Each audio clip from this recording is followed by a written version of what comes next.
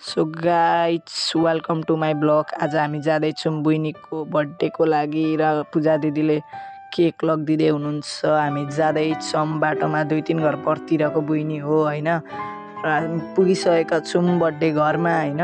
त्यस पछाडि हामी अब टक्क गएर बस्छौँ, रेसेस गर्छौँ अनि त्यस पछाडि टक्क केकको तस्बिर देखाइन्छु तपाईँहरूलाई म।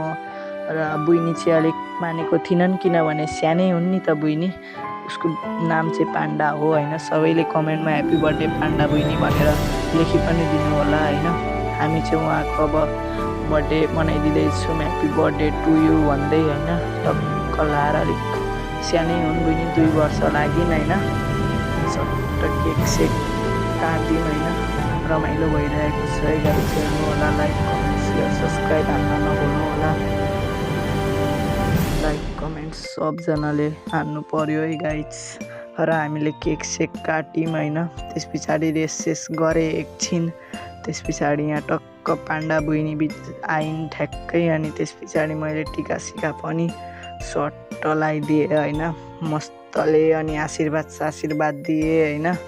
त्यस पछाडि अलिकति गोजीबाट झिकेर दक्षिणा पनि दिएँ।